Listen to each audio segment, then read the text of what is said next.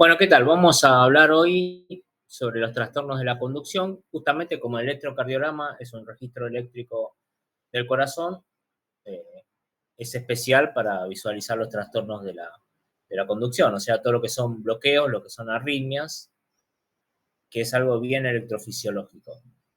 En particular, los bloqueos, se define bloqueo a lo que es la interrupción del impulso eléctrico, ¿sí?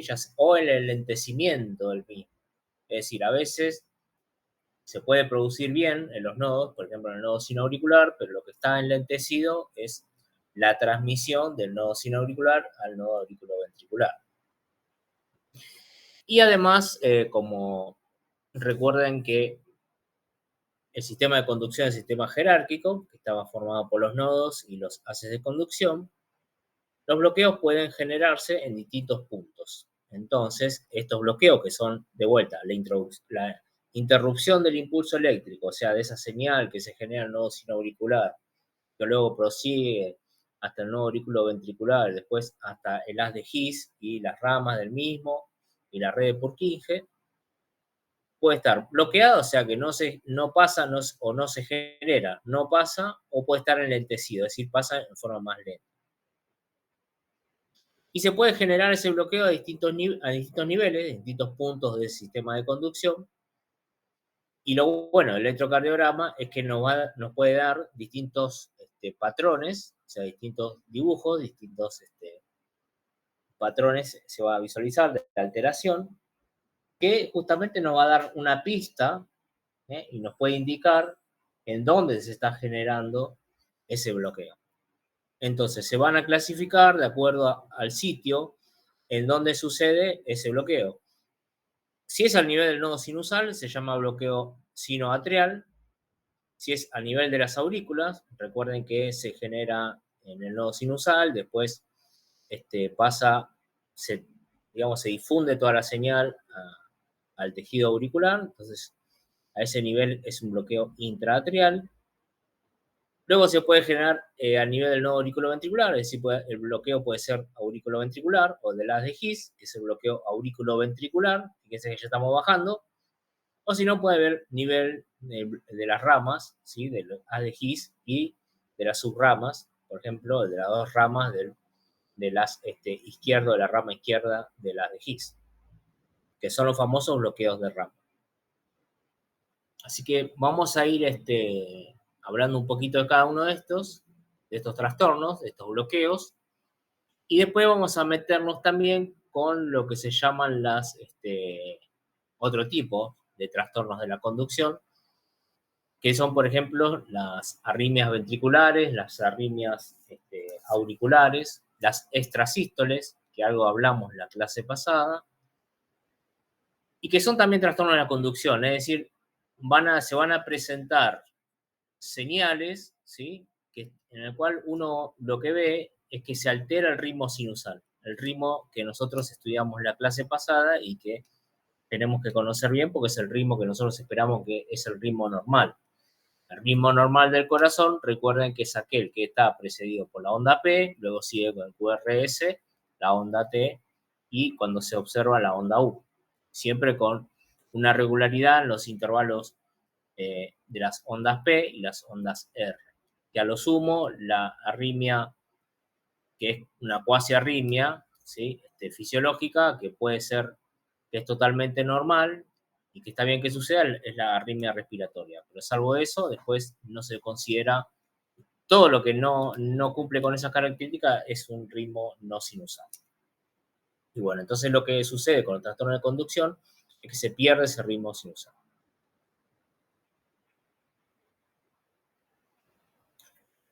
Entonces, a nivel del nodo sinoauricular, lo que muchas veces se va a observar en este tipo de bloqueos es que muchas veces lo que se observa es que no se ve la onda P, es decir, entre latidos se observan latidos con un ritmo sinusal normal, pero de repente falta, es como que se genera un espacio y que falta un latido. O que, digamos, falta un latido y uno se da cuenta porque además no se observa una onda P. Porque a veces puede faltar, puede haber un espacio, pero también se ve la onda P. Bueno, y eso se llama una pausa, que es paro o pausa sinusal. Y a veces puede tener una connotación patológica y otras veces no, dependiendo. Ahí admito alguien más. Dependiendo de qué tan frecuentemente sucede, ¿sí? Durante el día, si a un paciente lo podemos monitorear durante el día, por ejemplo, con un monitoreo tipo Holter. O sea, en los monitoreos tipo Holter puede ser un hallazgo bastante común, pero siempre y cuando por ejemplo, pasa una o dos veces al día. Y depende también cuánto tiempo se creó ese espacio. Si es una pausa de menos de 3 segundos, ¿sí? Entonces no tiene demasiada significación fisiológica, si no da síntomas y si es poco frecuente, es decir, si pasa poco. Un ejemplo de paso sinusal es lo siguiente, es cuando, por ejemplo, nosotros vienen los latidos, ¿sí? En forma regular, y además fíjense que vienen con vienen con son latidos sinusales, porque tiene la onda P, el QRS, T, se mantiene el intervalo entre las ondas P y el intervalo entre las ondas R, en estos tres latidos, ¿eh? Y además, justamente se generan normalmente, porque están disparando bien los nodos, pero de repente hay un espacio que es casi el doble, o sea, prácticamente que está faltando un latido en el medio, y no hay absolutamente nada. Entonces, cuando sucede eso es una pausa sinusal. Porque podría haber, por ejemplo, una onda P. Si acá habría una onda P, por ejemplo, ya no sería una pausa, sino lo que podría hacer es un bloqueo a nivel entre el nodo sinoauricular y el nodo auriculoventricular. Pero si directamente hay un espacio muy largo en el cual tendría que haber un latido y no hay nada en el medio, quiere decir que falta un latido. Y si falta un latido es porque no se generó el latido, porque no disparó el nodo sinusal. De vuelta, cuando generalmente tienen significancia fisiológica si son mayores a 2 segundos y siempre y cuando tenga algún síntoma asociado, como por ejemplo, y si son frecuentes, es decir, si esto pasa varias veces. Y entre los síntomas, por ejemplo, que pueden llamar la atención, tenemos los mareos, los síncopes, es decir, esto si ocurre frecuentemente, digamos, lo que puede generar es una bradicardia, es decir, una baja en la frecuencia cardíaca. Con lo cual, en ese caso sí, lo más importante es visualizar o tratar de identificar por qué está sucediendo esa pausa sinusal.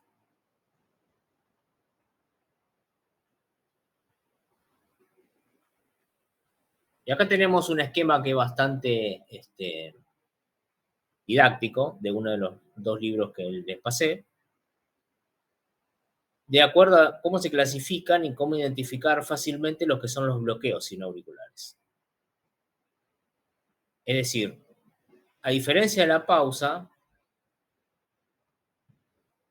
acá lo que se genera es una interrupción, ¿sí?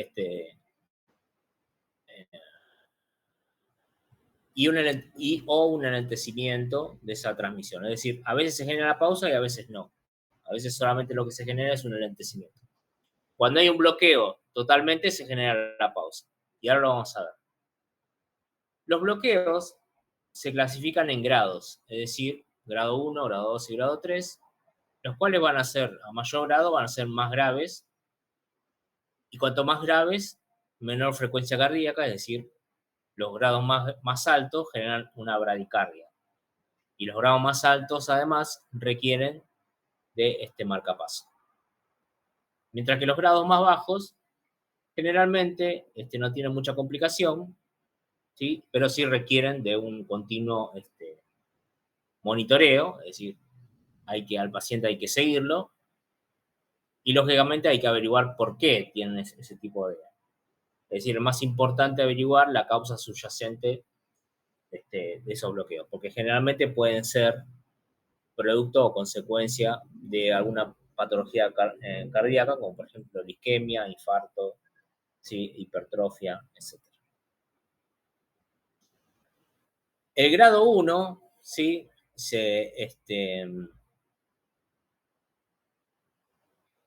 Lo que se observa, en realidad, es muy difícil de diagnosticar porque en realidad lo que sucede es que hay un retraso, ¿sí? Entre la producción del latido y el disparo del nodo sinoauricular. En este diagrama lo que se observa, o sea, es muy difícil diagnosticar con el electrocardiograma y no tiene demasiada significancia patológica. Este es digamos, el ritmo sinusal normal. Este signo es el punto en el cual dispara o se genera el estímulo cardíaco. O sea, acá es donde debería disparar temporalmente el nodo sinusal.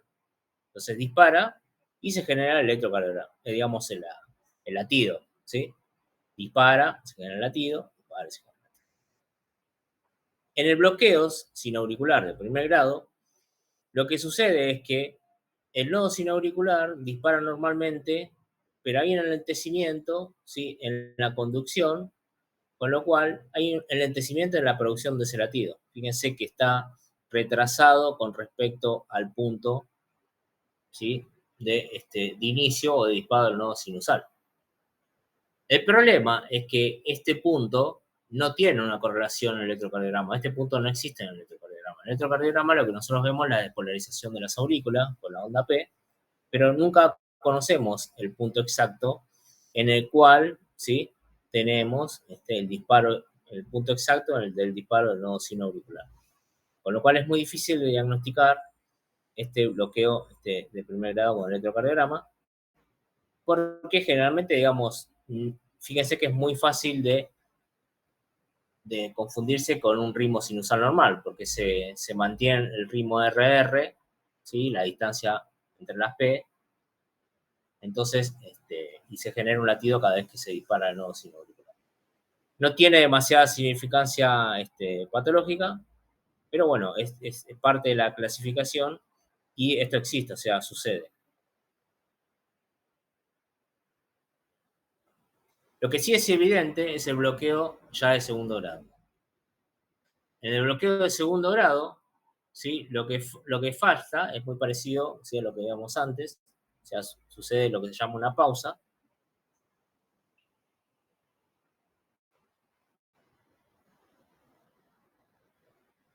Falta totalmente un latido. O sea, fíjense que aquí viene, acá dispara el nodo sinauricular, se genera el latido, acá dispara el nodo sinauricular, hay un bloqueo tipo de primer grado, o sea, hay un enlentecimiento, acá hay un enlentecimiento mayor, y de repente desaparece, o sea, falta totalmente un latido, con lo cual se genera un espacio, ¿sí? Entre el último latido normal y digamos, el que después sigue o se resetea.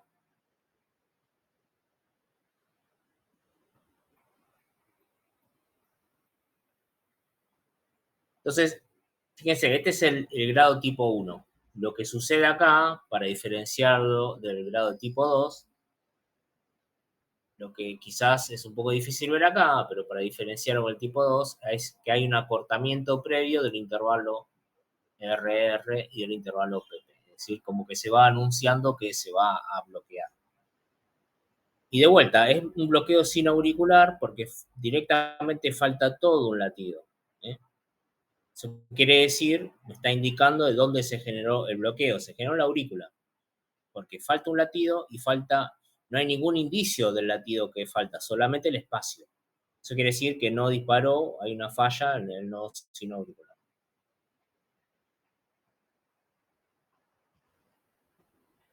Pero previamente hubo un enlentecimiento del nodo sinoauricular, y que está dado por esto. Entonces primero se enlenteció y después dejó de disparar. Y después se reseteó. Entonces acá disparó, más lento, pero disparó. En el grado tipo 2, lo que sucede es que la falta de ese latido, o sea, ese bloqueo, es intempestivo, es decir, ocurre de golpe. No hay un enlentecimiento previo en el nodo sinoauricular. Fíjense que acá es donde dispara, se genera el latido, dispara, se genera el latido, dispara, se genera el latido, y de repente falta un latido. Y después se resetea y sigue con el ritmo sinusal normal que ustedes ya conocen.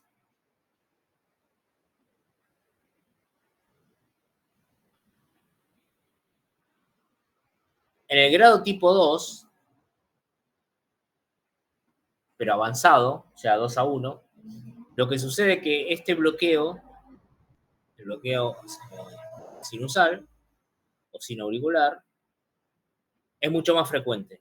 Fíjense que se llama avanzado 2-1, quiere decir que de cada 2 latidos normales hay uno que no se produjo. Por eso se llama 2-1. Y si ustedes observan, porque esto les va a servir como, digamos, parámetro, esto es lo que sería el ritmo sinusal normal. Fíjense que en estos bloqueos, hasta que sucede el bloqueo, la frecuencia cardíaca es bastante parecida a la frecuencia del ritmo sinusal normal.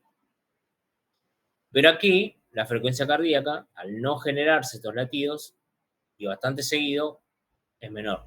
Con lo cual, en los bloqueos de segundo grado avanzado, ¿sí?, lo que tenemos ya son bradicardias. Y el bloqueo de tercer grado, ya bastante más avanzado, ya faltan más de un latido, ¿sí? Cada 2 latidos normales, faltan más de un latido. Con lo cual tenemos una bradicardia más grave. En estos casos se requiere, ¿sí?, de marcapaso.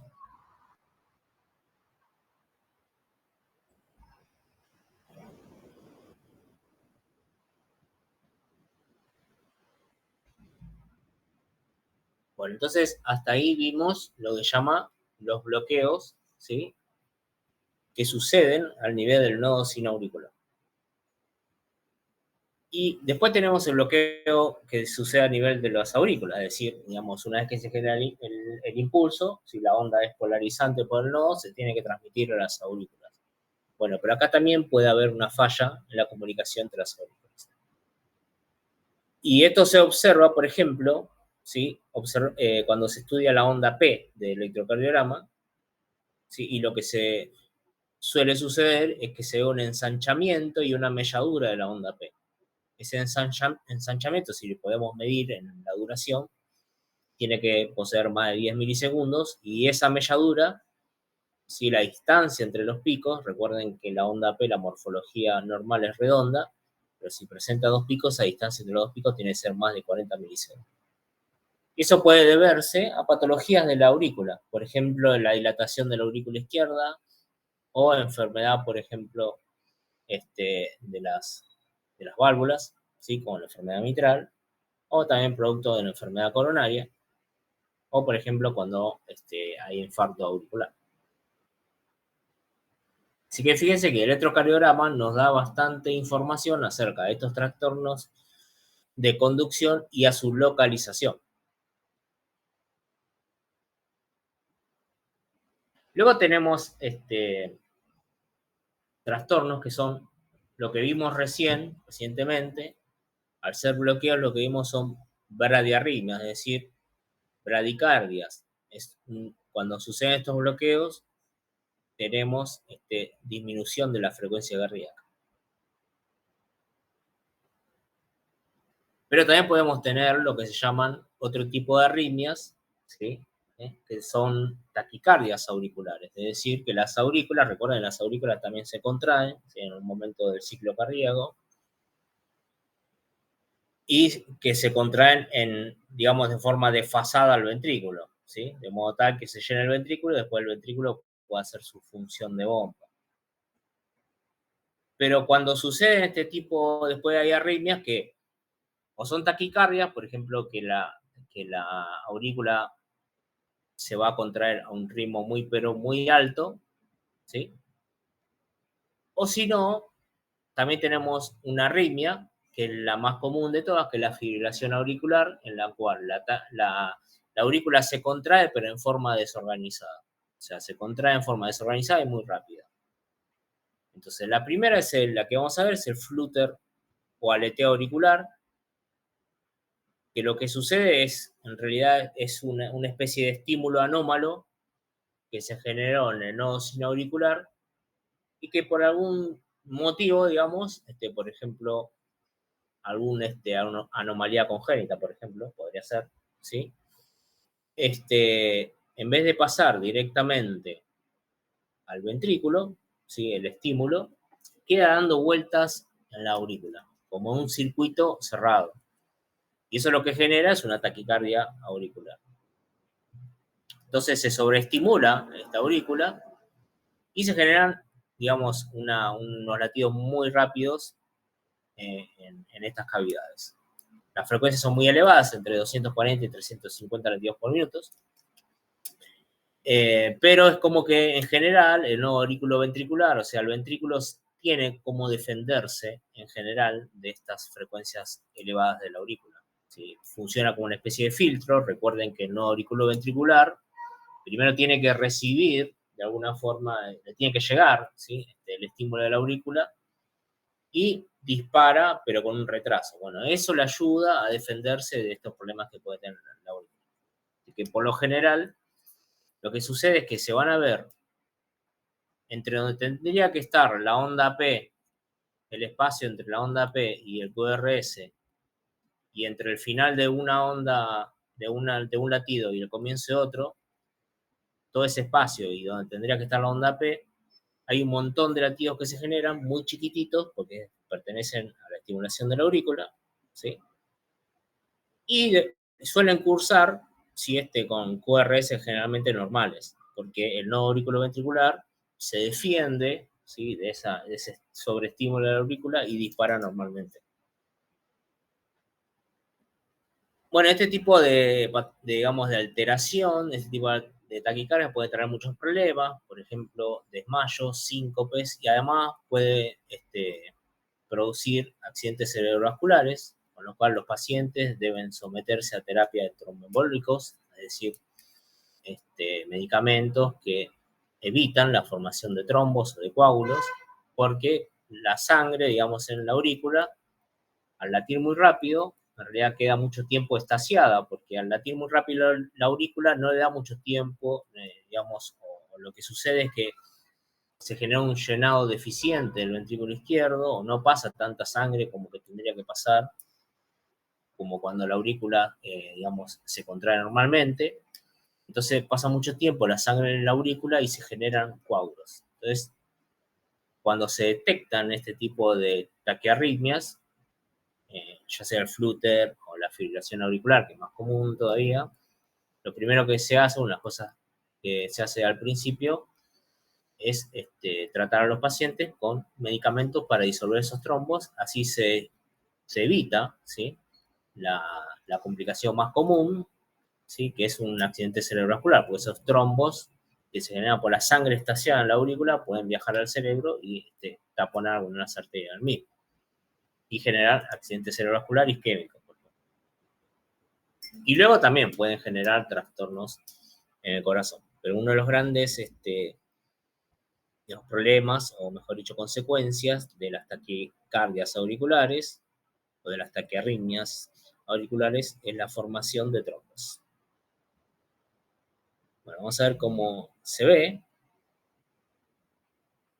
Entonces, lo que se generan son una especie de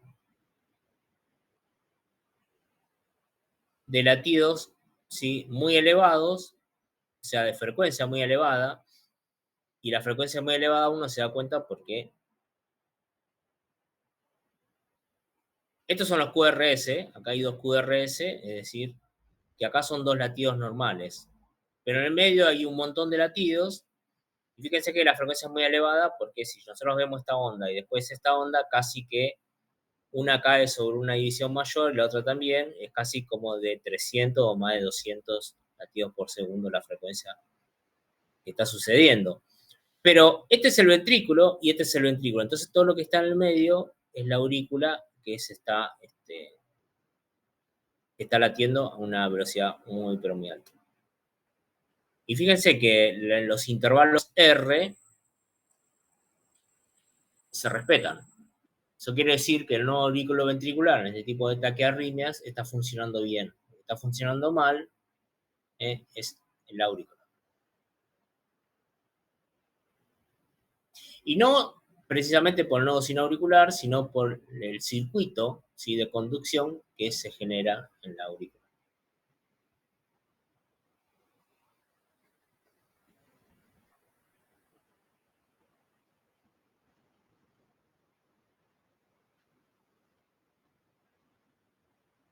Este tipo de trastornos obviamente tiene mucha significancia médica, diagnóstica. En el caso de ustedes, que van a ser técnicos en diagnóstico por imágenes, ustedes recuerden que lo que vimos en la primera clase, que a nosotros nos interesa, obviamente la patología nos interesa como cualquier otra patología, pero el otro motivo por el cual nos interesan los trastornos de conducción es porque nosotros tenemos que generar imágenes del corazón. Y para generar imágenes del corazón, nosotros necesitamos un electrocardiograma que tenga el ritmo sinusal. Lo ideal es que tenga el ritmo sinusal, ¿sí? Es este. ¿Por qué? Porque lo que nosotros tenemos que visualizar con el método de imagen es justamente seguir el movimiento del corazón. Entonces, imagínense que ustedes, por ejemplo, tienen que hacer una tomografía del corazón y esa tomografía tiene que generar una imagen en 3 dimensiones del corazón y que después finalmente cuando ustedes hagan la reconstrucción quieren ver al corazón en modo cine latiendo. Bueno, para eso los equipos, por ejemplo, tienen algunas propiedades, como por ejemplo los tomógrafos. Hay tomógrafos que disparan en cierto momento del ciclo cardíaco, es decir, por ejemplo, detectarían la sístole o la diástole. Bueno, ponele que disparen en este punto, ¿sí? Que no es ni la sístole ni la diástole. Entonces, ¿cómo hace el tomógrafo para saber cuándo tiene que disparar? Bueno, ustedes le tienen que colocar 3 electrodos, porque recuerden que con 3 electrodos simplemente ya podíamos tener la señal del corazón por el triángulo de Itobe y por la teoría del dipolo que vimos las clases pasadas. O sea, vamos a tener el QRST, ¿sí? Si el paciente tiene una arritmia, si el paciente es normal, entonces el equipo con el electrocardiograma va a predecir que aquí viene el otro latido, aquí el siguiente y aquí el siguiente. Es decir, cada tantos milisegundos viene un latido. Entonces es fácil para el equipo saber que, por ejemplo, puede disparar el tubo de rayos X a este tiempo, a este tiempo, a este tiempo. Ahora, cuando sucede esto, fíjense que acaba de disparar, acaba de disparar, acaba de disparar, acaba de disparar y no va a haber nada, y después va a disparar aquí y aquí, ¿sí? ¿Se entiende? O sea, pierde la referencia el equipo de cuándo va a obtener la imagen. Entonces, por eso es muy importante que ustedes sepan cuál es el inconveniente de las arritmias, aparte de lo médico.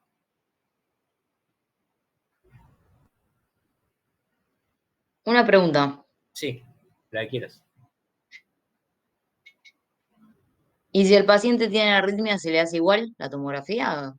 Pero se sabe Claro, de vos le esa podés hacer, patología. sí, hay varios métodos, hay un método como que se hace, o sea, por ejemplo, es un método para adquirir imagen.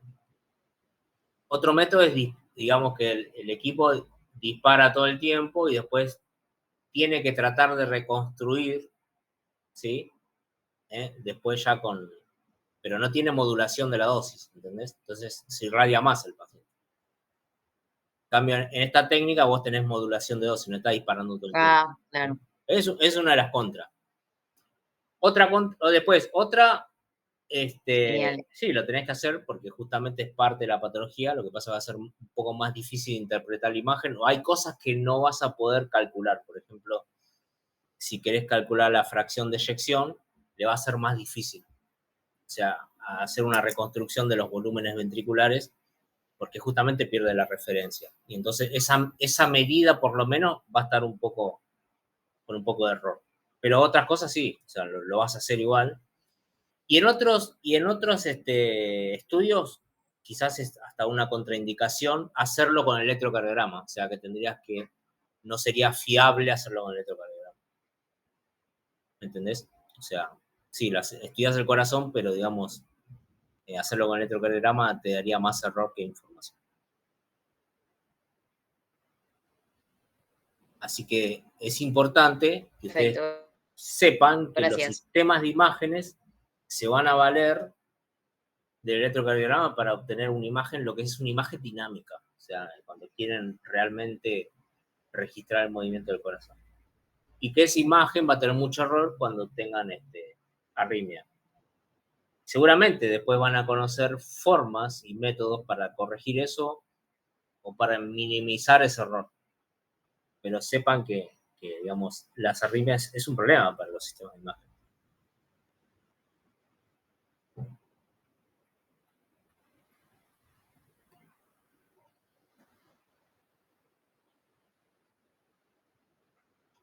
La fibrilación auricular es la más frecuente y cada tanto se van a encontrar con esta arritmia. Esta arritmia es más difícil para el sistema de imagen porque, por ejemplo, el Flutter, si digamos el QRS tiene un voltaje importante, entonces no tendría tanto problema el sistema de imagen porque iría registrando siempre el QRS, ¿sí? Entonces dispararía bastante bien y después se verá en la reconstrucción si este aleteo se ve en la aurícula. Lo que pasa es que, por ejemplo, si el sistema de imagen que están o el método de imagen que están tratando no toma la aurícula, tampoco le va a molestar mucho, ¿sí? Pero en cuanto a lo que es el ritmo, esto no molesta porque el QRS se mantiene. Ahora, en la fibrilación auricular, el QRS sí se desorganiza, puede desorganizarse, y por eso tomar imágenes con fibrilación auricular es bastante difícil. Por lo menos en medicina nuclear es bastante difícil, que es lo que yo hago.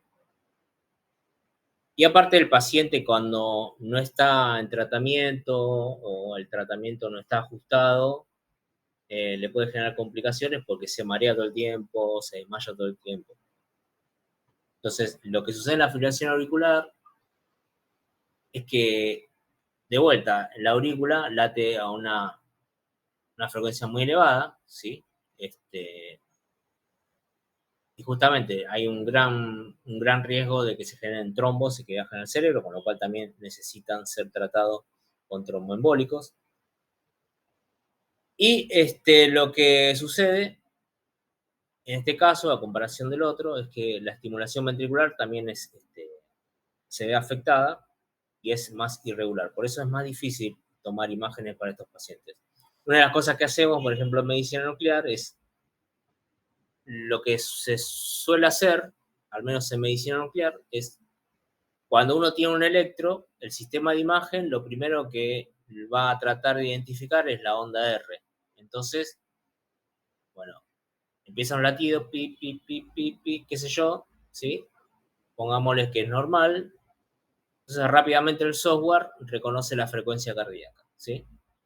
Pero aún en el corazón más perfecto, no va a ser exactamente todo el tiempo 60 latidos por minuto, puede ser por momentos 61, 62, 59, 58. Es decir, el equipo para obtener todos los latidos, entonces todos los datos de la imagen, tiene que tener una ventana. Es decir, va a decir, bueno, voy a obtener cada tantos segundos, ¿sí?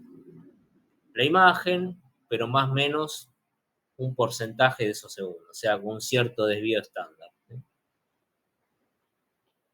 Bueno, entonces uno programa y dice, bueno, voy a obtener todos los latidos de este paciente con una ventana del 20% o el 30%, que es lo que se suele usar. Es decir, 60, el equipo va a reconocer por medio del electro la frecuencia cardíaca promedio del paciente, pero es promedio. Entonces dice 60 más o menos, ¿sí? Un 10% para arriba, un 10% para abajo. Cuando sucede la fibrilación auricular, eso es muy difícil, o sea, esa ventana tiene que ser del 100%, ¿sí? Porque si no se pierden un montón de datos, e incluso abriendo al 100%, bueno, también termina siendo la imagen bastante difícil de tomar. Y de vuelta, por ahí uno puede hacer que entre todos los latidos y se reconstruya la imagen, pero hay ciertas mediciones que se hacen con el equipo, como por ejemplo la fracción de eyección ventricular izquierda, el cálculo de los volúmenes, que va a tener mucho error. Por otro lado, está bueno que igual se tome la imagen, porque si se logra hacer la reconstrucción 3D con suficientes datos, entonces se podría visualizar, en este caso sí, porque el estímulo ventricular también está afectado, se puede ver la desorganización con la cual o la irregularidad con la cual están latiendo estos estímulos, el ventrículo y la aurícula. Entonces se caracteriza por, a comparación del flúter atrial, ¿sí? Se caracteriza por intervalos RR totalmente irregulares, es decir, no se respeta el intervalo RR. Por momentos se acelera, por momentos se lentece, pero en el medio vemos un montón de onditas, que acá es difícil de visualizar, pero onditas pequeñas a una frecuencia muy elevada. Estas ondas llaman F de fibrilación.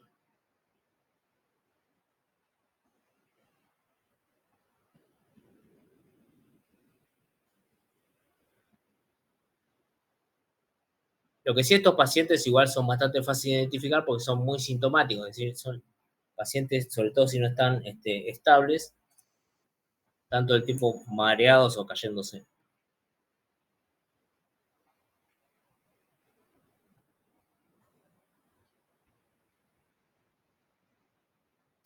Bueno, entonces después, si vamos progresando en cuanto al diagrama, ¿sí? Del sistema de conducción, si llegamos al nodo el nodo AB, el nodo aurículo ventricular, tenemos este tipo de bloqueos que suceden a este nivel.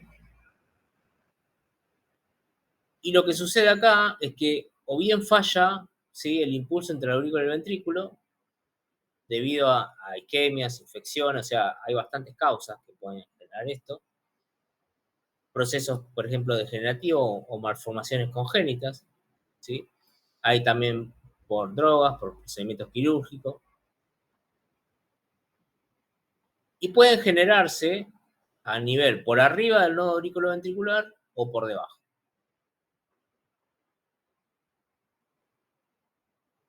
Es decir, si es por arriba del nodo, lo más probable es que haya un enlentecimiento entre el nodo sinoauricular y el nodo auriculoventricular.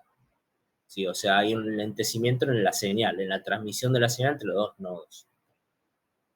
Hay un delay, que es el fisiológico, que es el normal, que nosotros vimos como el intervalo PR, pero lo que sucede ahora, ¿sí? De vuelta, este bloqueo tiene distintos grados, primer grado, segundo grado, tercer grado o grado avanzado, y en el grado más benévolo, el grado más inferior, primero se empieza con un enlentecimiento entre la comunicación entre el nodo sinoauricular y el nodo auriculoventricular. Por lo tanto, eso se va a observar en el electrocardiograma en la región que representa la comunicación entre los dos nodos. ¿Sí? La región que representa entre los dos nodos es el intervalo PR. El intervalo PR, recuerden, que se definía como el comienzo de la onda P hasta el comienzo del QRS. Entonces, aquí vemos un diagrama de uno de los libros que les pasé, bloqueo de primer grado, lo que se observa, digamos, se respeta el intervalo RR, ¿sí? Es decir, que el nodo auriculoventricular está disparando normalmente. Fíjese que hay un QRS, pero la distancia, ¿sí? El intervalo PR está alargado.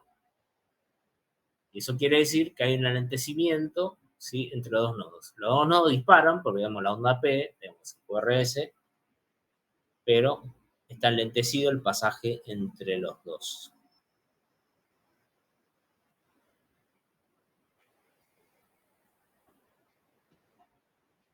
Lo que sucede es que hay un enlentecimiento en la llegada, ¿sí?, del impulso al ventrículo, y la causa generalmente sucede más al nivel del nuevo aurículo ventricular que de la aurícula, ¿sí? Porque al estar la onda P, quiere decir que por lo menos el nodo sinoauricular disparó bien.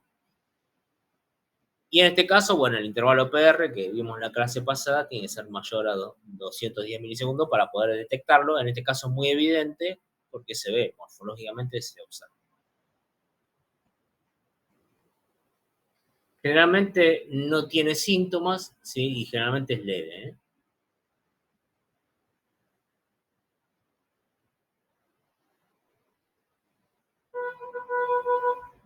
Después tenemos lo que llaman los bloqueos de grado 2.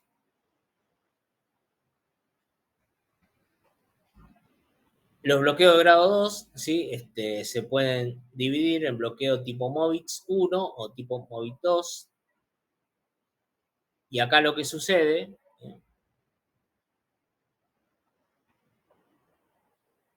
y esto es lo que diferencia un bloqueo auriculoventricular de un bloqueo sinauricular. Acá tenemos un PQRS, un PQRS, PQRS, es decir, dispara el nodo sinusal, dispara el nodo auriculoventricular, tenemos una onda T con poco voltaje, pero lo tenemos, PQRST, PQRST, PQRST, PQRST, P, no tenemos nada, PQRST. Entonces, y fíjense que hay un espacio grande, en el cual podría ser ocupado, uno esperaría que esté ocupado con un latido. Entonces, lo que sucedió acá es que hay una onda P, pero después falta todo el QRST. Quiere decir que disparó el nodo sinusal, pero no disparó el nodo auriculoventricular. Entonces, esto es lo que sucede cuando hay un bloqueo auriculoventricular. Un bloqueo propiamente dicho, no un enlentecimiento en su respuesta. Para diferenciar el tipo MOVIX 1 al MOVIX 2, el MOVIX 1 se caracteriza por un enlentecimiento progresivo del nodo auriculoventricular. Fíjense que se va agrandando antes de bloquearse, se va agrandando el intervalo PR. El intervalo PR se va agrandando hasta que directamente ya no dispara el nodo auriculoventricular.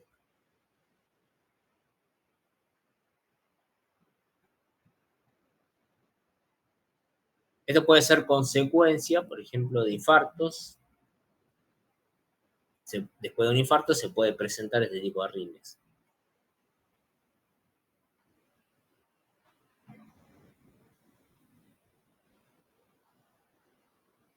El bloqueo de tipo MOVIX 2 aparece la onda P y se bloquea, pero no hay un alargamiento del intervalo PR, es decir, es intempestivo.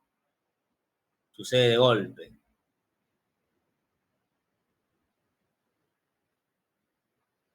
En este caso, viene del mismo libro, acá tenemos un PQRST de muy bajo voltaje, ¿sí?, pero con un QRS alterado. Fíjense que tiene un ensanchamiento. Pero a pesar de ello, bueno, tiene en los latidos previos un ritmo sinusal. PQRST, PQRST, los intervalos P y los intervalos R están correlacionados. Y de repente aparece una onda P y todo un espacio sin nada más, que quiere decir que se bloqueó de vuelta el nodo auriculoventricular, pero en este caso sin un alargamiento previo al PR. Bueno, ese es un tipo de bloqueo de grado MOVIX 2. Este ensanchamiento del QRS es además por otro trastorno, ¿sí?, que generalmente suele ser benigno, que se llama bloqueo de rama. Es un bloqueo que sucede un poco más abajo en el sistema de conducción, es decir, al nivel de las ramas de las de His, que después vamos a ver.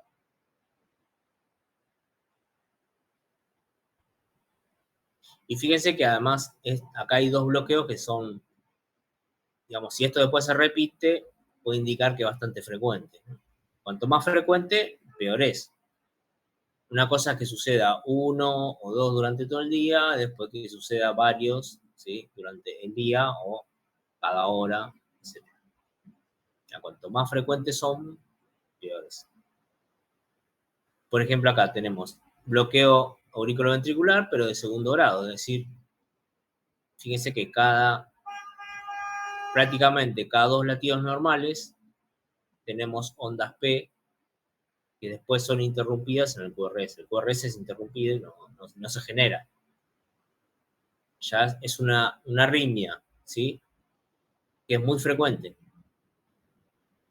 Este es poco frecuente, el que vimos antes también, pero este ya empieza con alta frecuencia, con lo cual es más grave.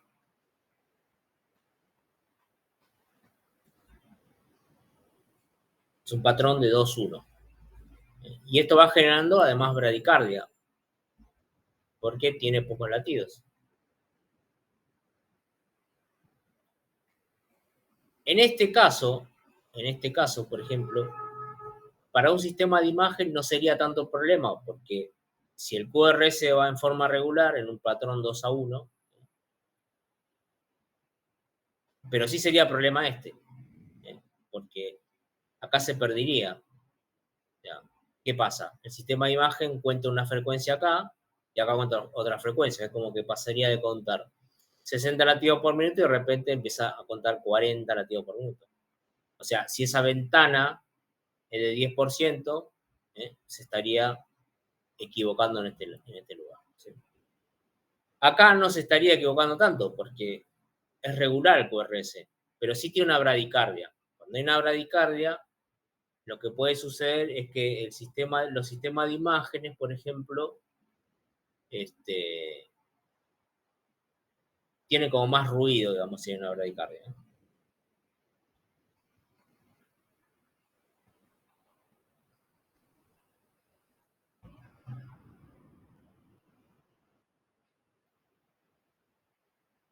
Los bloqueos de segundo grado avanzado, la bradicardia es más pronunciada porque en realidad ya no es que hay una onda que no se produce entre dos ondas normales, sino que es más de una. Y encima pueden suceder, por ejemplo, que algunas ondas P caigan muy encima de las ondas T de los latidos normales. Entonces va deformando los latidos normales. Eso también puede traer algunas complicaciones. Es decir, se empiezan a mezclar los estímulos auriculares, ¿sí? Se puede mezclar con los estímulos ventriculares que sí se generaron. Y eso puede generar síndromes. Primero, una bradicardia seguro va a producir, ¿sí? Pero cuando sucede esto, puede generar algunas taquicardias ventriculares. Por eso, esto es grave por los dos motivos. Primero, por una bradicardia y después puede generar taquicardia ventricular. La taquicardia ventricular, cuando es muy elevada y no se controla, no se puede controlar, puede generar asistolia. La asistolia es que no se produzca porque digamos, late tan rápido el ventrículo que la sístole ventricular es ineficiente y eso puede generar una descompensación del paciente.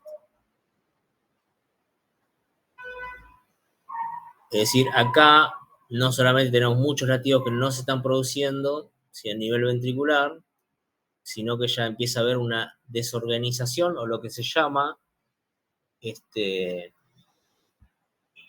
se empieza a desacoplar la actividad del ventrículo con respecto a la aurícula, que es lo que sucede en los bloqueos de tercer grado.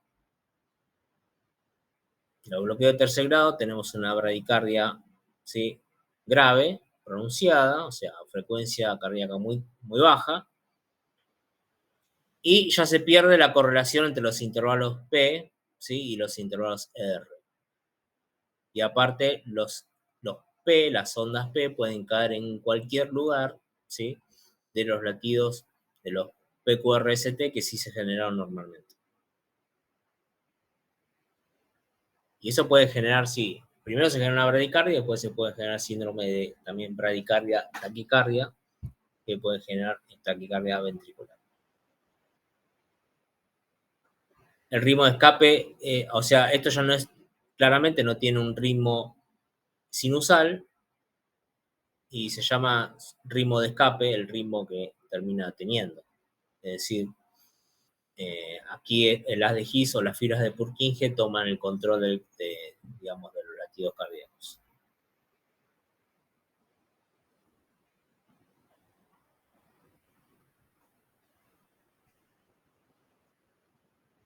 Esos casos requieren el marcapaso. Bueno, entonces vimos a nivel auricular, a nivel auriculoventricular, a nivel intraauricular, y ahora tenemos que seguir bajando, con lo cual lo que vamos a ver son los bloqueos de rama. ¿Sí? ¿A qué se llaman los bloqueos de rama? Bueno, los bloqueos de rama, ¿sí?, son los bloqueos de las ramas de las de His. Nosotros vimos el nodo sinusal, el bloqueo intraatrial, bloqueo auriculoventricular, haz de His y las ramas. Entonces lo que vamos a ver es qué sucede cuando se bloquean, ¿sí?, justamente el haz de His y sus ramas. Recuerda que está formado por la rama derecha, la rama izquierda. La rama derecha es más finita, la rama izquierda tiene dos ramas, una anterobasal y una posterior-inferior, y que el impulso cardíaco venía en este sentido, bajando primero por esta rama y se despolariza primero el septum y después se despolariza septum, ventrículo derecho y después la gran masa ventricular izquierda y después los sectores paraseptales. Entonces los vectores que se generaba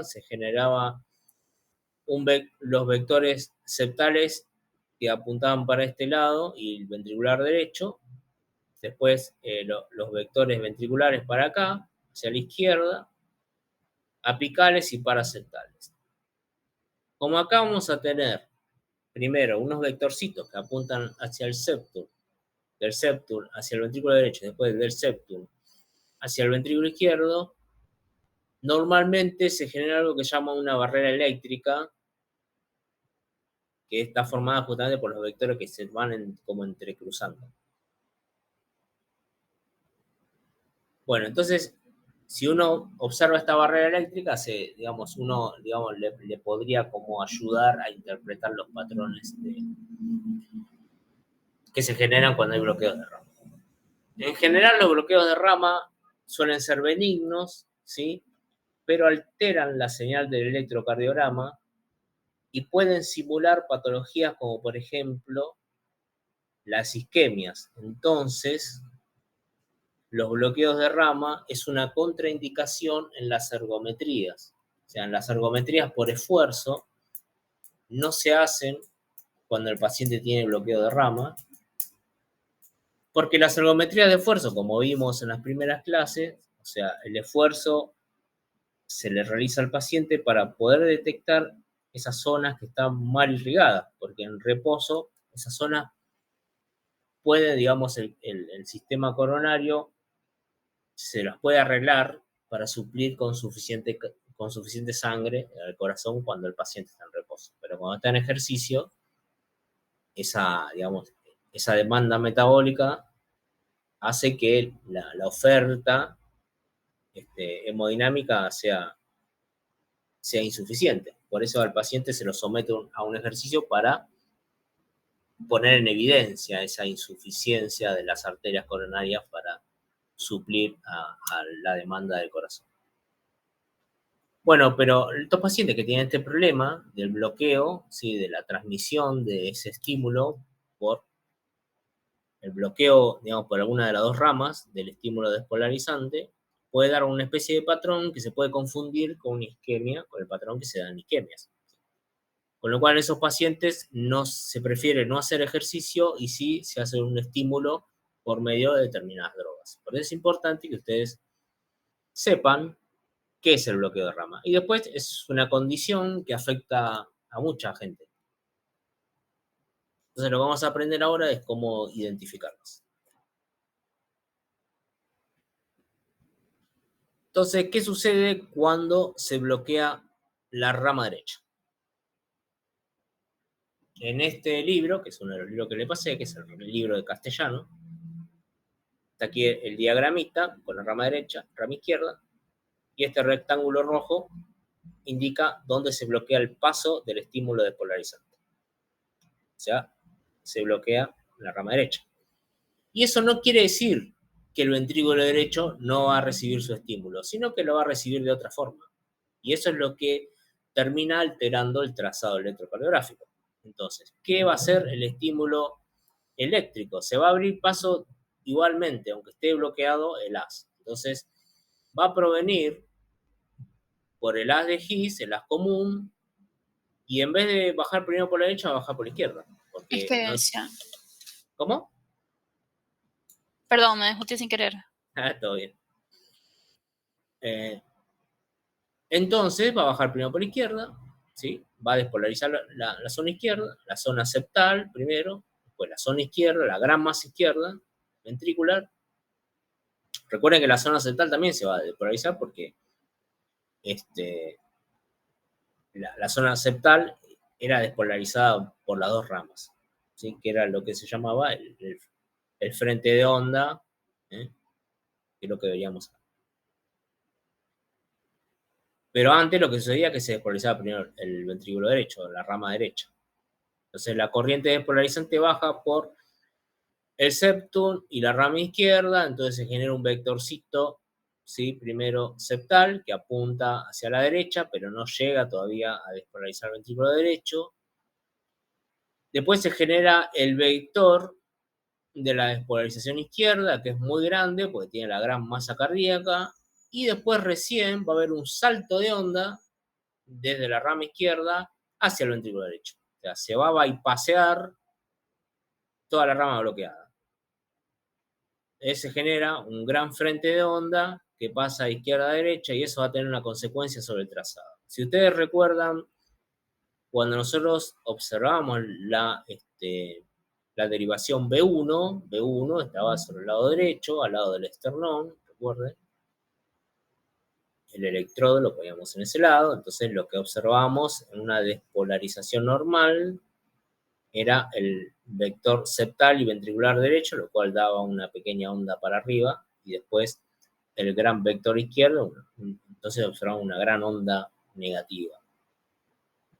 Bueno, lo que va a suceder ahora, con esta alteración del recorrido de la onda despolarizante, es que primero va a seguir observando un vector que se le acerca, que es el vector septal, después uno que se le aleja, que es el vector ventricular izquierdo, pero después uno grande que se le acerca, que es el salto de onda de izquierda a derecha, que hace, ¿sí? El frente de onda para poder terminar de inervar el ventrículo derecho. Pero además, con un ensanchamiento, ¿sí? De esa onda positiva. ¿Por qué? Porque cuando tiene que saltar toda esta barrera eléctrica, se enlentece esta onda. O sea, tiene un voltaje alto, pero es un poco más lenta. Por eso es un poco más ancho. Recuerden que en el eje X nosotros tenemos la duración. Con lo cual, el QRS en el bloqueo de rama derecha, y si lo observamos en las derivaciones B1, B2, lo que vamos a ver, y principalmente en B1, una melladura, es el QRS mellado. ¿Qué significa mellado? Significa que tiene dos R, un R chiquito, un R grande y un Q.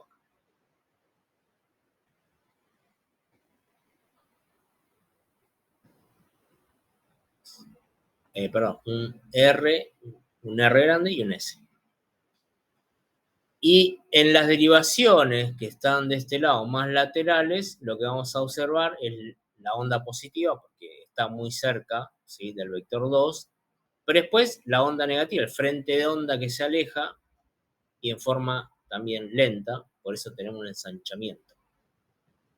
Y esto es bastante característico del bloqueo de rama derecha, y además lo que pasa es que se altera la onda T, ahora la onda T es negativa, porque se altera también el orden de la repolarización ventricular, pero si uno vería solamente esto, también se podría como malinterpretar como una especie de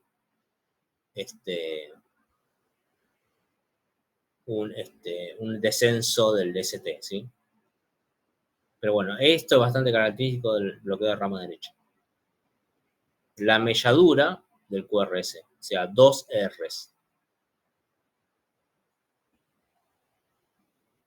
¿Se entendió, chicos, cómo se produce y cómo se altera, ¿no?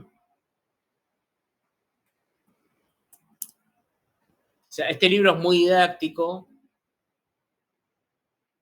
si uno quiere entender realmente, porque uno, digamos, puede optar por decir, bueno, el bloqueo de rama derecha tiene esto, entonces uno tiene memoria fotográfica, pero la explicación, ¿sí?, más allá del patrón es esta. Es decir, uno puede razonar conociendo la teoría de los vectores.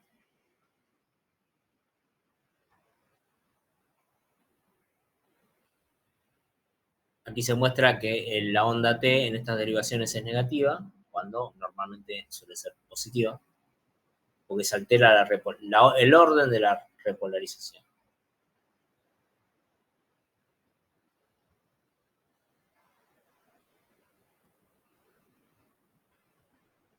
Ya tenemos un ejemplo aportado por el mismo libro, en el cual se observan la melladura, ¿eh?, las derivaciones precordiales en B1 y en B2 es más evidente, y en las que ya son mediales y después más laterales se observa, fíjense, el ensanchamiento, ¿sí?, de la onda S. Aquí se observa mejor el ensanchamiento, ¿sí?, de la onda S. Y esto, acá sí uno, digamos, si no está muy avispado, se podría confundir con un infradesnivel del ST. Recuerden que el infradesnivel del ST está relacionado con la isquemia y con la lesión. Entonces, por ejemplo, por eso en una ergometría esto puede significar un falso positivo, porque, o sea, el cardiólogo puede pensar que está teniendo una isquemia cuando en realidad tiene un bloqueo de rama. Pero bueno, este patrón es muy característico del bloqueo de rama derecha. Y no hay dudas, ¿sí?, con esta melladura.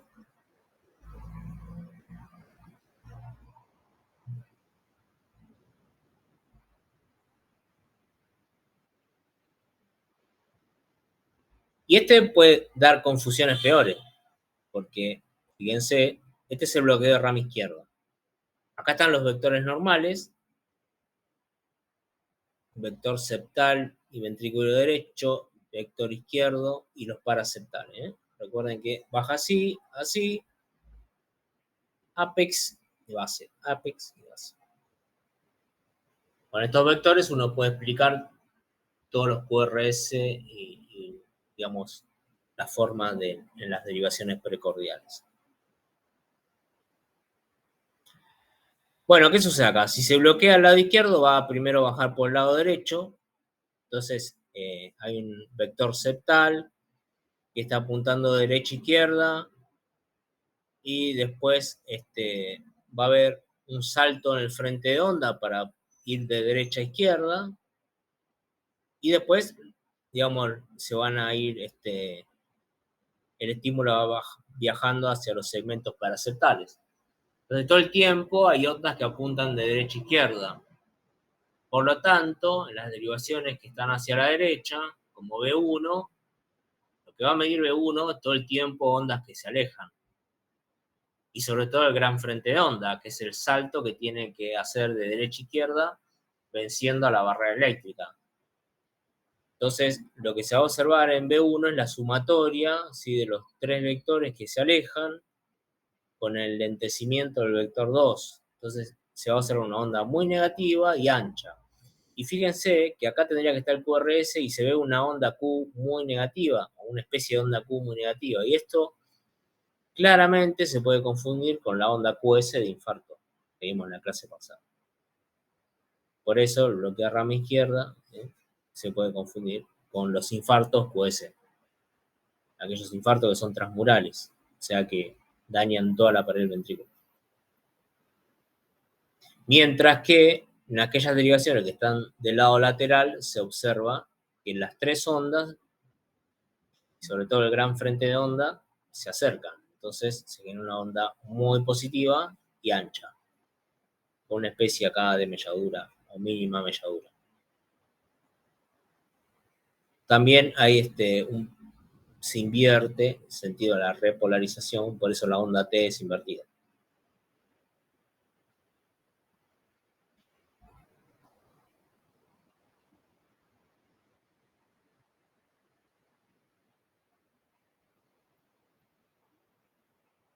Entonces aquí observamos, ¿sí?, cómo se altera el trazado en las precordiales fundamentalmente con ondas muy pero muy negativas y anchas, mientras que las que están del lado derecho superior, por ejemplo el plano frontal de 1, ¿sí?, están midiendo que se acerca las tres ondas, pero con la anchura, ¿sí?, que significa es el lentecimiento por el salto de onda.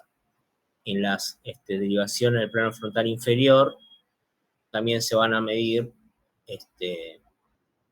que se aleja, o sea, negativo y ancho, con el lentecimiento del frente de onda. La derivación del plano frontal que está del lado derecho también va a medir que se aleja.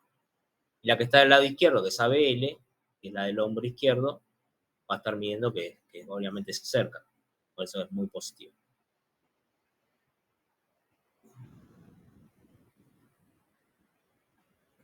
B5 y B6 miden que se acerca, por eso es positiva, pero la que se acerca fundamentalmente para esas derivaciones, en realidad es esta, que tiene menos voltaje que el frente de onda.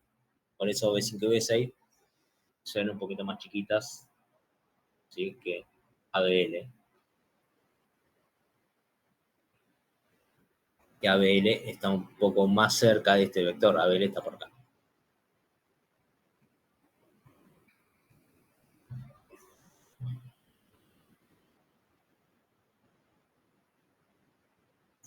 Después lo que puede suceder es que no se bloquee totalmente la rama izquierda, sino alguna de las dos ramas. Entonces vamos a analizar qué sucede cuando se bloquea la rama antero-superior y después la rama postero-inferior. Entonces lo que sucede acá es que primero se va a despolarizar la rama derecha, porque es lo que sucede normalmente, y después se va a despolarizar la rama izquierda, pero en vez de polarizarse primero, porque tendría que bajar el estímulo primero por acá, después por acá, con un cierto retardo, de la rama izquierda primero se tendría que despolarizar esta parte y después la posterior inferior, pero no, lo que sucede es que es primero la posterior inferior y de la posterior inferior va a ser el salto de onda hacia la anterobasal. Entonces, esto también va a traer trastornos en el electro. Entonces, lo que va a suceder es que, por ejemplo, lo que vamos a ver es que en las derivaciones que están, por ejemplo, hacia la izquierda, como ABL que está sobre el hombro izquierdo, lo que se va a observar es que va a medir una gran onda positiva que se le acerca por el frente de onda que va de la rama posterior inferior a la rama anterobasal. Y después el pequeño vectorcito, ¿sí?, de la rama posterior inferior que se aleja de esta región. Por el contrario, ABF, que es la pierna, ¿sí?, que está abajo, va a medir, ¿sí?, el gran frente de onda que da el salto de la posterior inferior a anterobasal, que se aleja, ¿sí? Y algo parecido va a pasar con D3, que es lo que está midiendo, que está más basal en el plano frontal, la gran onda que se está alejando. Este caso se llama hemibloqueos o bloqueos parciales, ya es un poco, tiene un patrón que ya es un poco más difícil de interpretar, o digamos que es un poco más sutil que los grandes bloqueos que vimos anteriormente, que es cuando está todo el fascículo bloqueado. Pero de todos modos se ve acá el retardo en ABL, no solamente que se acerca, sino ustedes lo que tienen que ver es el ensanchamiento del QRS, y eso significa que hay un retardo o que está bloqueado ese fascículo. o hemifascículo, porque en realidad es uno solo.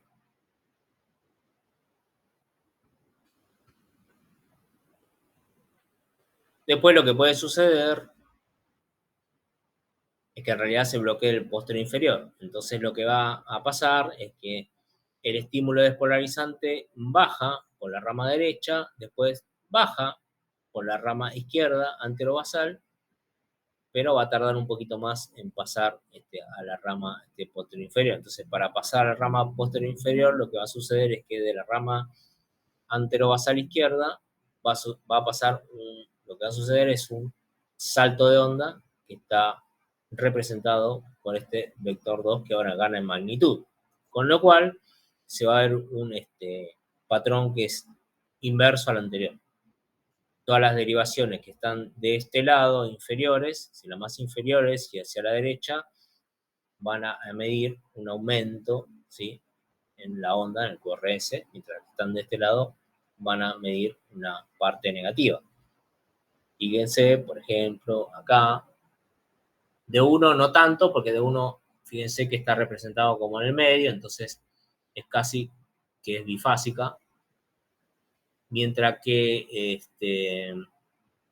ABL, que está bien a la izquierda, va a estar midiendo el gran frente de onda que va a pasar de la rama anterobasal a la rama posterior inferior. Por eso está negativa. Con un ensanchamiento que acá es sutil, pero se ve igual. ABR, que está de este lado, siempre está midiendo que se aleja, por eso es negativo, y con el ensanchamiento que indica el bloqueo. Y las zonas como B1, B2 y B3, B1 está midiendo como está acá, más bien mide que se aleja, por eso que es negativo, sí, y ancho.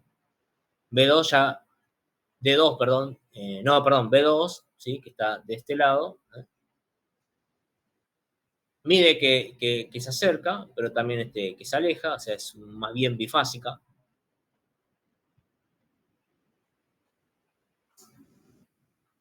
Y B5 y B6, que están un poco más encima, miden, ¿sí?, que se acercan. Este es el caso, ¿sí?, para el hemibloqueo de la rama posterior inferior. Y después lo que puede suceder es que haya mezcla de bloqueo de rama derecha con alguna de las dos ramas izquierdas, ¿sí? Y esos casos sí son más patológicos y se requiere, digamos, sí, atención, ¿no?, vigilancia del paciente y, digamos, seguramente hay una causa subyacente como infartos, hipertrofias, miocarditis infecciosas, etcétera. Quizás haya falta tratamiento.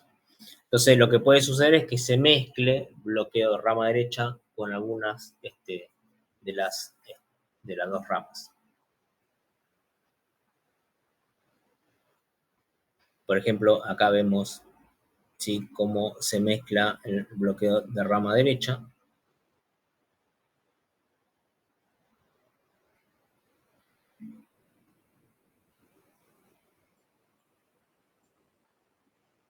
Rama derecha con bloqueo del fascículo anterior izquierdo, o sea que además de tener bloqueado la rama derecha, se bloquea también el fascículo anterior, con lo cual todas las derivaciones que están hacia la derecha, aparte de medir esto, ¿sí?, van a ver, por ejemplo, se observa acá, en ABL, como lo que está bloqueado es la rama anterior, vemos el caso anterior, del frente de onda que se acerca al mismo, más el bloqueo de la rama derecha, que es la melladura. Entonces la melladura más el ensanchamiento de la onda Q sobre las regiones izquierdas, que indica el bloqueo de la rama derecha y del fascículo anterior. Esto ya es un poco más difícil de interpretar, pero con los diagramas se entiende.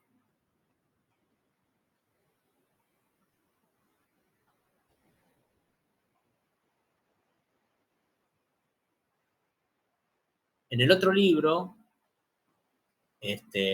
también está descrito, son los mismos patrones, pero a veces se usa como otros diagramas para poder entenderlo. Este es el bloqueo de rama izquierda, en el cual se caracteriza de vuelta por estas ondas, estos QRS que son bien negativos, que se pueden, digamos, confundir fácilmente con los bloqueos que son, perdón, con los infartos QS. Pero cuando uno observa, por ejemplo, el ensanchamiento en las regiones frontales, se da cuenta que es un bloqueo de rama izquierda.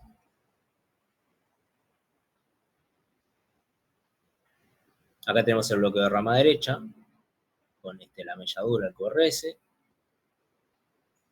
Y lo que cambia en este libro es un poco los esquemas. Esta es otra forma de... Es un diagrama que indica qué es lo que está bloqueado. Entonces, esto es la rama izquierda y este es el fascículo anterobasal y este es el posterior inferior. Entonces, lo que sucede es que baja el estímulo, llega a la pared y sube por estos dos caminos. Sube por acá, sube por acá. Cuando en realidad tendría que haber hecho esto, la flechita hecho esto y después esto. Entonces, lo que se observa en este diagrama es que pese a que está bloqueado el paso hacia la rama anterobasal, cuando llega aquí el estímulo, se termina llegando igual el estímulo por esta vía, es decir, se bypasea. Por eso, esto indica que se genera un gran frente de onda, ¿sí? De la rama posterior inferior a la rama anterobasal.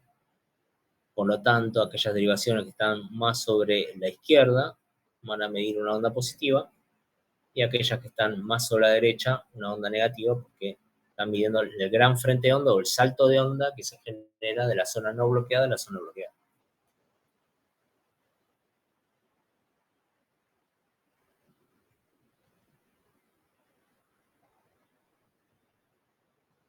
Bueno, de la misma forma pasa para la rama posterior inferior. Esta es la rama izquierda, esta es la rama anterobasal, la rama posterior inferior. El estímulo baja, llega, ¿sí?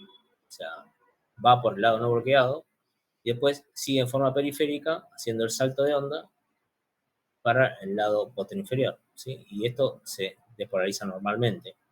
Con lo cual el salto de onda ahora va a ser de la rama anterobasal a la rama posterior inferior, lo que significa es que las derivaciones que están sobre la izquierda o más sobre la izquierda van a medir un salto de onda negativo, o sea, una onda negativa, y las que están sobre el lado derecho e inferior van a medir una onda que se acerca de sí positivo. Y acá están los patrones.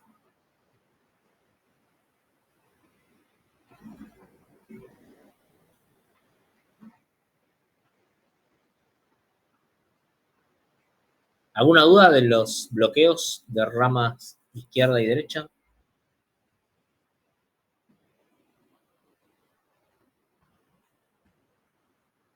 No por ahora. Por lo menos le tienen que entender. Ya los hemibloqueos, ya es un poco más difícil de visualizarlos, pero por lo menos tienen que entender el bloqueo, la diferencia entre el bloqueo de toda la rama derecha versus todo el bloqueo de toda la rama izquierda. Son patrones bastante característicos, sobre todo este. Eso está bueno saberlo.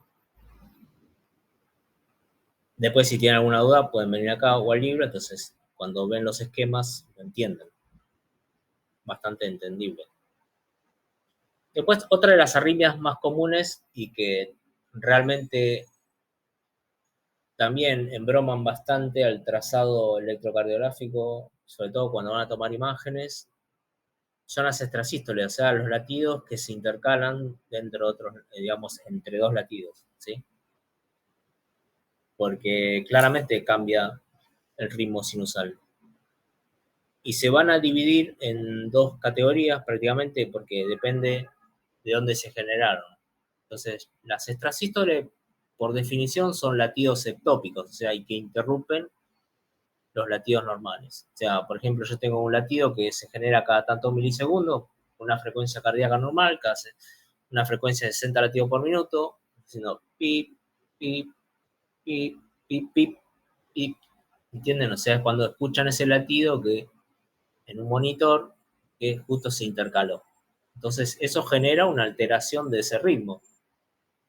Ya se pierde esa frecuencia, pero de vuelta, o sea, si eso ocurre de forma muy frecuente, tiene una significancia clínica y si ocurre muy cada vez, muy cada tanto, tiene otra significancia. Por ejemplo, en un holter de 24 horas, que es ese monitoreo que le hacen a los pacientes por algún motivo, o sea, que le colocan ese aparatito que le mide un electro durante todo el día, bueno, se puede llegar a detectar estos latidos ectópicos, ¿no? Estas extrasístoles.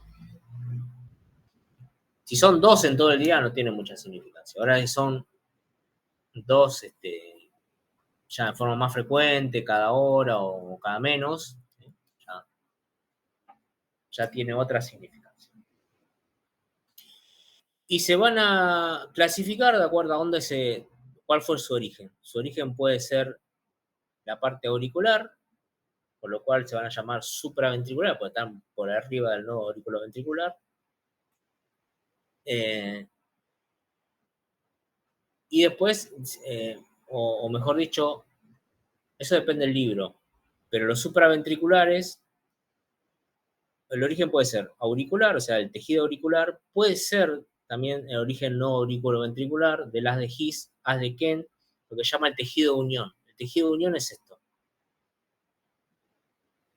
Desde el nodo auriculoventricular, el haz de His, el haz común, no las dos ramas, no esa partecita que es común a la rama izquierda y derecha.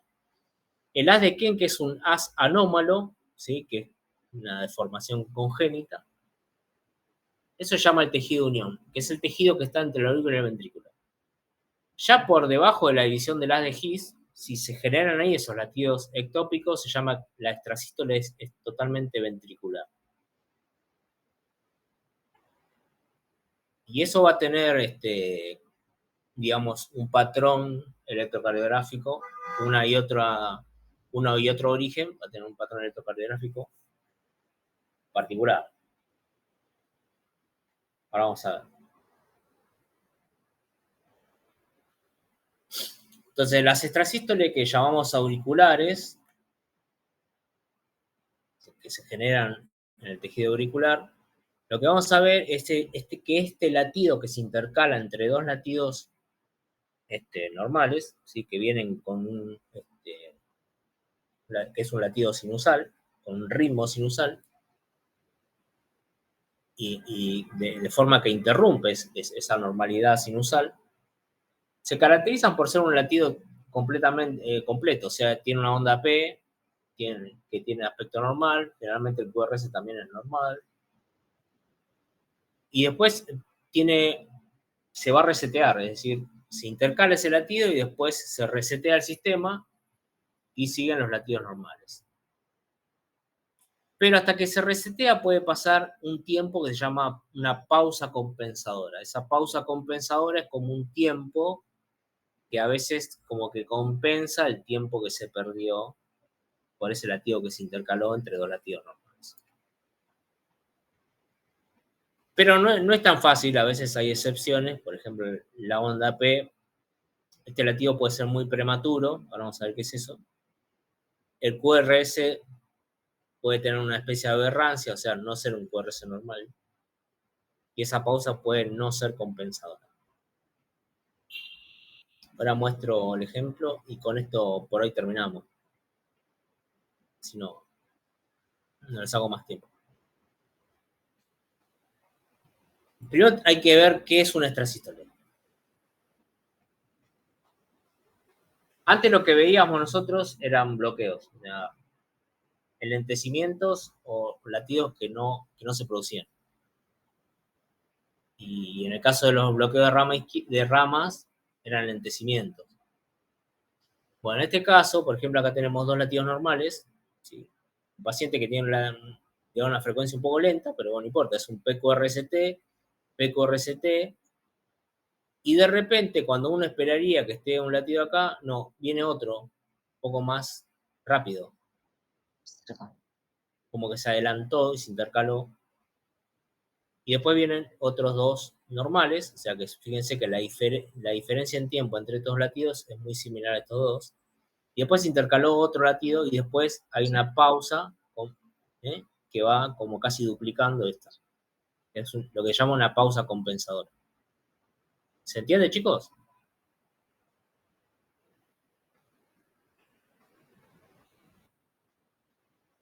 Por ahí es más evidente acá, donde tenemos 4 latidos bastante parejitos.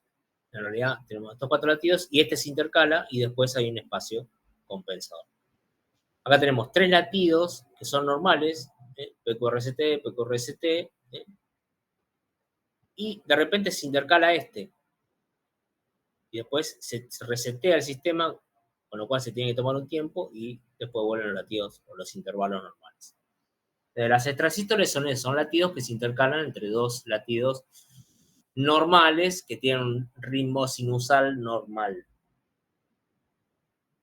Cuando el latido que se intercala es un latido completo, o sea, es un PQRST, se dice que la extrasístole, ¿sí?, este latido que se intercala, es de origen auricular, porque tiene una onda P.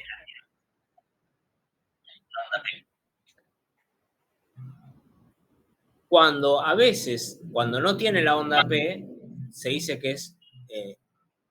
es una extrasístole ventricular. Bueno, en este caso, no es que sea una extrasístole ventricular, sino que es muy prematura. ¿Qué quiere decir que sea muy prematura? Quiere decir que se adelantó muchísimo. Fíjense que son 2 latidos normales acá hay otro latido normal, y antes que el latido normal termine, ya se intercaló ese PQRST. Así que por lo menos por hoy quédense con el concepto de lo que es una extrasístole, ¿sí? Es un latido que se intercaló entre los 2 latidos normales de ritmo sinusal. Si tiene onda P, en QRS completo, entonces su origen es auricular o supraventricular. Se llama una extrasístole supraventricular. Si su forma no tiene una onda P y además el QRS es aberrante, como por ejemplo acá, entonces estas extrasístoles se llaman infraventriculares o extrasístoles ventriculares. O sea, su origen fue ventricular. ¿Sí? Entonces, recuerden, son latidos que se intercalan entre latidos normales del ritmo sinusal y su origen puede ser por arriba del ventrículo o por debajo del ventrículo.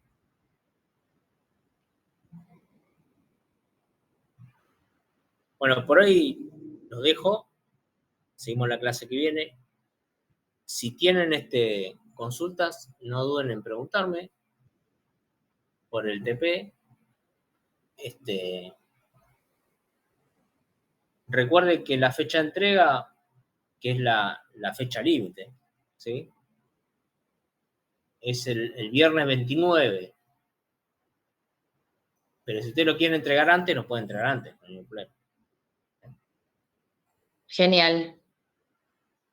Y mientras tanto, todo lo que quieran preguntar, por ejemplo, lo que pueden hacer es sacar una fotito y preguntarme exactamente qué necesitan o qué no entienden, porque la idea es que hagan como una especie de apunte para ustedes, para que el día de mañana puedan consultar rápidamente, además de las clases y los libros, ¿no? Perfecto, profe.